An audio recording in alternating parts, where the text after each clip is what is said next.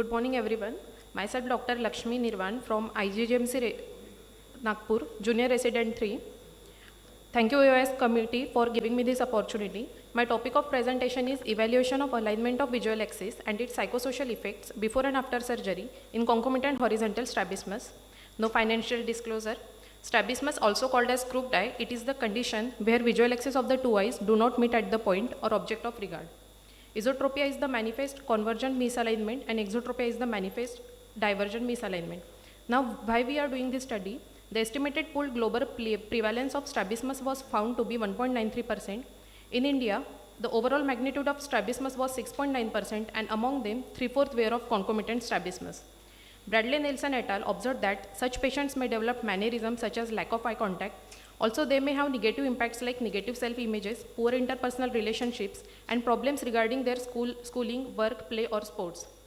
There are very few studies where alignment of visual axis and psychosocial effects after surgery combinedly studied. Aim of this topic is to evaluate alignment of visual axis and psychosocial aspects after horizontal strabismus surgery in patients with horizontal concomitant strabismus.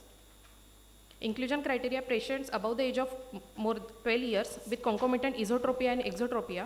Exclusion criteria: patients with paralytic strabismus, restricted eye movement with oblique muscle involvement were excluded. Coming to procedure, detailed general history was taken about the age of onset of deviation, any significant birth history, any orthoptic treatment taken or surgery done. Photos of patients since birth were collected. Rest, detailed ocular examination was done. For squint examination for evaluation of motor status, maximum angle of deviation was measured by prism bar cover test, and in patients with deep amblyopia and very low vision, modified Krimsky's corneal reflex test was used. For evaluation of sensory status, Wartford dot test, diplopia charting, and Lang-2 pencil test was used. Coming to psychosocial assessment, all participants were given the standard adult strabismus 20 questionnaire pre-operatively, which was converted to their local language, that is Marathi and Hindi.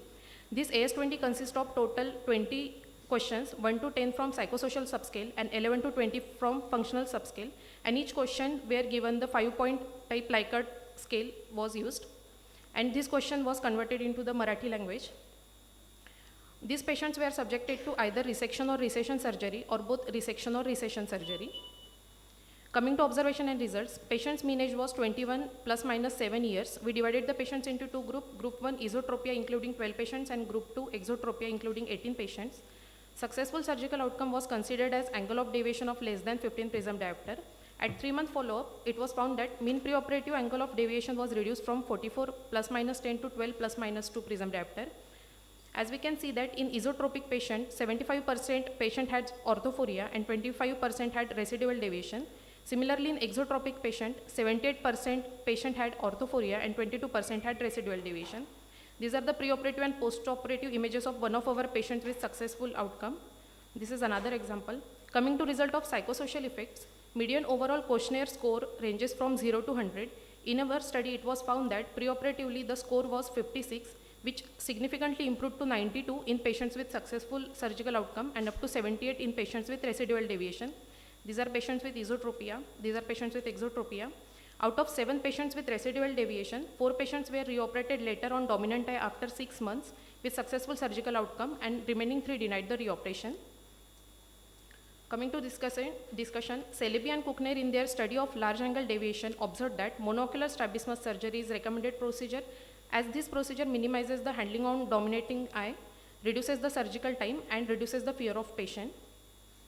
The successful outcome of present study can be compared favorably with the results of studies in Maharashtra by Dr. Parikshit sir et al., in Hyderabad by Dr. Samin sir et al., also with Thai study, Turkey study, and Brazil study. This is the comparison of second surgery done on dominant eye in patients with residual deviation after 6 months, showing similar results as present study.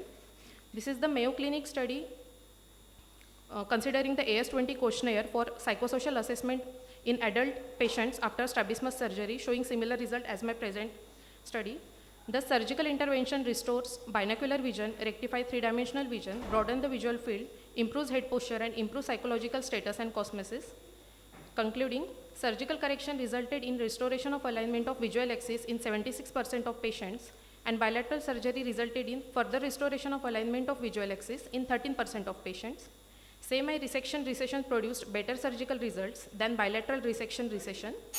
Restoration of alignment of visual axis resulted in improved psychosocial adjustment and functional concern of patients. These are my references. Thank you very much.